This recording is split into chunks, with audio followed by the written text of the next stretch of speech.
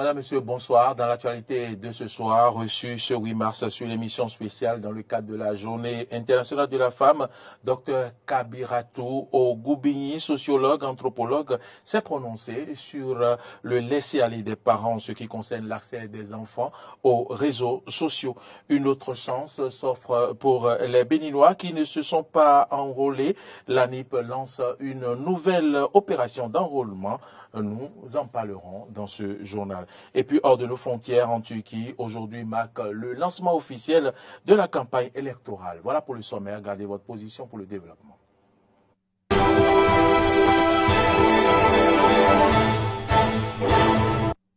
Merci à toutes et à tous pour l'attention et bienvenue dans ce journal. Comme je l'annonçais en titre, les parents sont nombreux de nos jours à permettre aux enfants à avoir accès aux réseaux sociaux via les téléphones portables ou les tablettes. Reçues ce 8 mars sur l'émission spéciale dans le cadre de la Journée internationale de la femme, Dr Kabiratou Ogoubigny, sociologue, anthropologue, s'est prononcé sur le laisser-aller des parents en ce qui concerne l'accès des enfants aux réseaux sociaux. Suivez.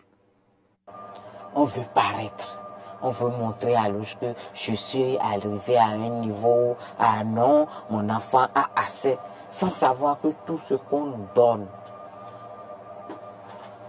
Rabelais a dit que science sans conscience n'est que ruine de l'âme.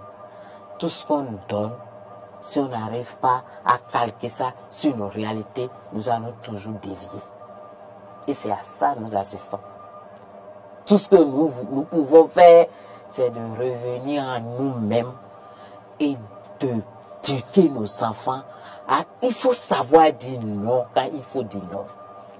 Ce n'est pas parce que j'ai les moyens que obligatoirement je dois faire à l'enfant. Je dois pouvoir savoir qu'est-ce que ça apporte de plus à l'enfant. C'est ça là d'abord. Mais pas montrer parce que l'autre a acheté à son enfant. Moi-même, nécessairement, je dois acheter. Non. Vous faites comprendre à l'enfant, les 5 doigts ne sont pas égaux. Et pourtant, ils sont condamnés à rester ensemble et à travailler ensemble. Donc, ce n'est pas parce que l'enfant de l'autre a nécessairement la tablette que toi-même, tu dois avoir la tablette. Les parents qui envoient, et les enseignants plutôt, qui envoient les enfants pour les recherches, là, c'est une façon de les apprendre à avoir assez comment on arrive à faire des recherches. C'est une bonne chose. Mais c'est toi, parent, de savoir que ça, ça devait s'arrêter à faire la recherche, trouver ce que l'enseignant a dit de trouver et de l'amener à l'école. Mais pas mettre à la disposition. On voit des parents, les enfants quittent l'école et l'enfant est à la télé. Quand est-ce que l'enfant a fini d'apprendre ses leçons? Toi, parent, as-tu demandé à l'enfant comment a été ta journée? Quelles sont les leçons que tu as eues aujourd'hui? Moi, je dis souvent à la maison, même si tu n'es pas encore prêt pour apprendre la leçon du jour là, concentre-toi, lis ça 3 fois au moins avant de déposer. Le moment où tu vas apprendre, tu vas voir que tu vas assimiler mieux. C'est ces trucs-là qu'on doit faire pour pouvoir essayer de corriger. Parce que moi, je dis, si nos parents qui n'ont pas été à l'école ont pu faire beaucoup, pourquoi nous autres, nous disons que nous avons été à l'école et nous sommes en train de démissionner du côté de l'éducation de nos enfants? Docteur Kabiratou Ogoubigny est revenu dans son intervention sur ce qui constitue un frein pour l'accès de certaines femmes au numérique. Suivez.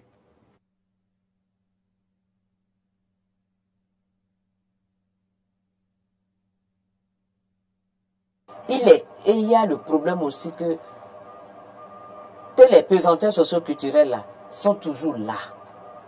Et ils prennent parfois les efforts que l'État ou même la société en général essaie de faire pour qu'on puisse avoir de l'avancée.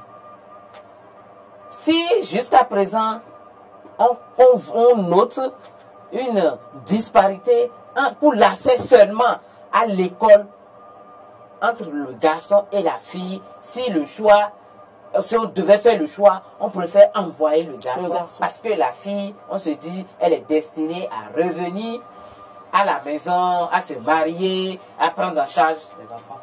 Mais l'expérience montre que la femme qui a eu l'accès, qui a été à l'école, elle administre mieux le médicament plus que l'autre à qui on a dit de donner. Le problème de dosage est là.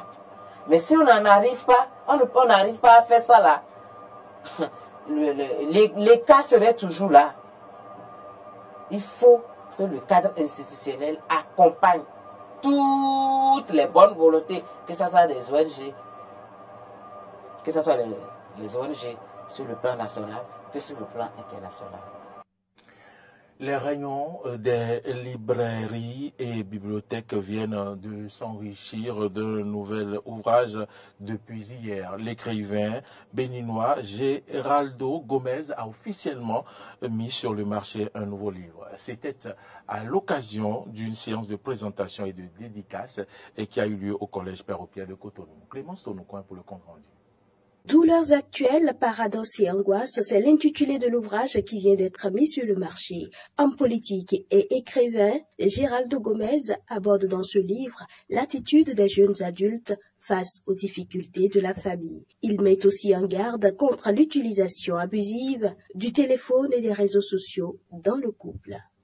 Ce livre, parce que j'ai souhaité faire un partage, j'ai pensé qu'il était nécessaire de façon très impersonnelle d'aborder ces questions-là pour que chaque conjoint dans le couple comprenne que lorsque l'autre conjoint est dans des douleurs, il y a des possibilités de s'en sortir à condition d'adopter les bonnes attitudes.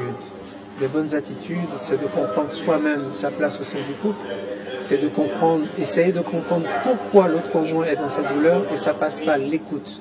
Une grande écoute et une communication bienveillante. Et de montrer aussi la gravité ou la dangerosité, si vous permettez, des nouveaux amis, les outils de communication, les téléphones en l'occurrence, qui sont un vrai danger sur nos familles. Sachons les utiliser. Pour Geraldo Gomez, accepter souffrir de se séparer de ses nouveaux amis quand il le faut et consentir bien d'autres efforts pour sauvegarder la famille constitue des douleurs, d'où le nom de l'ouvrage. Les douleurs actuelles, parce qu'en fait ce sont des douleurs éternelles, ce sont des douleurs que nous connaissons tous, que nos parents, nos grands-parents, nous-mêmes et certainement nos parents ont connues. Il s'agit en fait des efforts qui nous sont demandés au quotidien pour pouvoir atteindre l'idéal familial que nous nous sommes donné. Dans quelle mesure nous devons accepter et non plus refuser ces efforts. Parce qu'aujourd'hui, j'ai observé que nous sommes dans une société où nous ne voulons plus souffrir.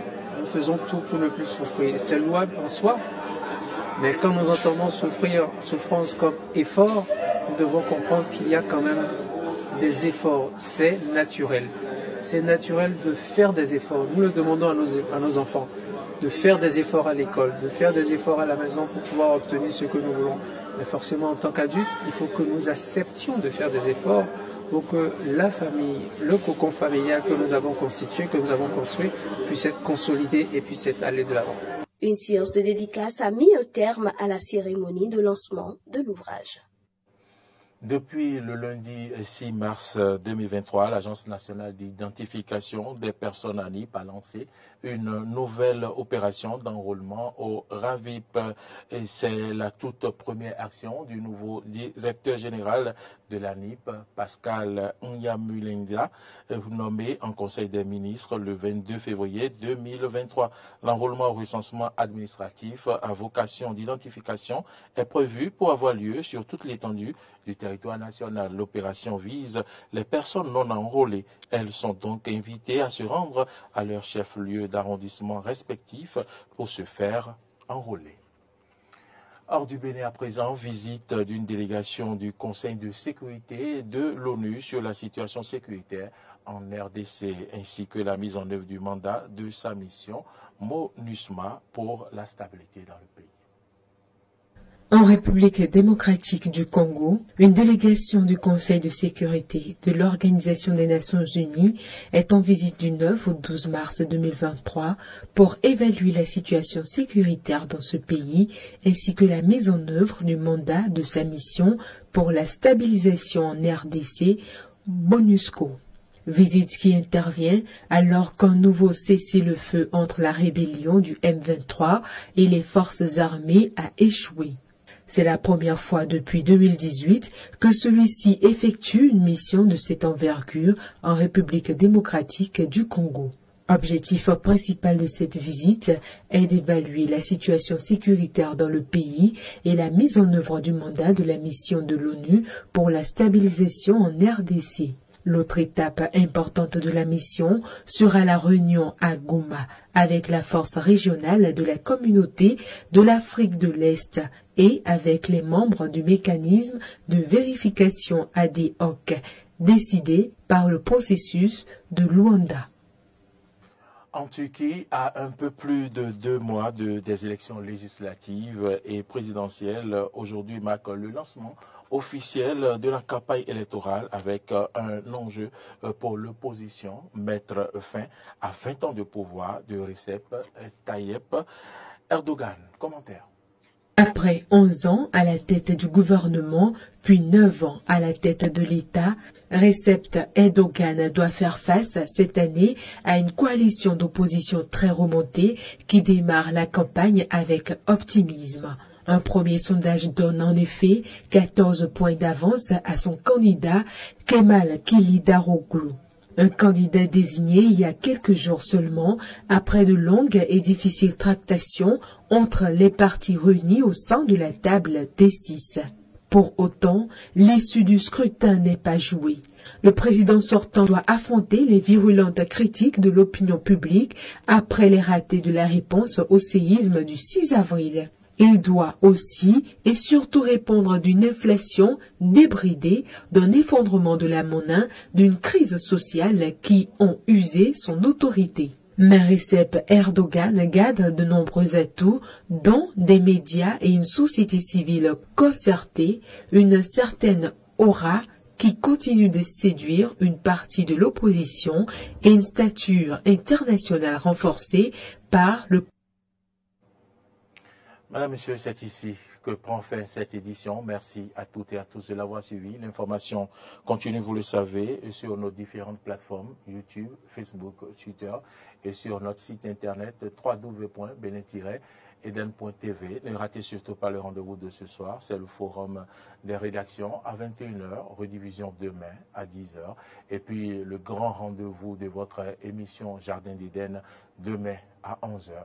Dimanche, émission spéciale, vous en aurez droit avec bien sûr cette émission réalisée sur les femmes à l'occasion de la journée mondiale, la journée internationale de la femme. Bonne suite de nos programmes, restez en notre compagnie tout au long du week-end et bonsoir mesdames et messieurs.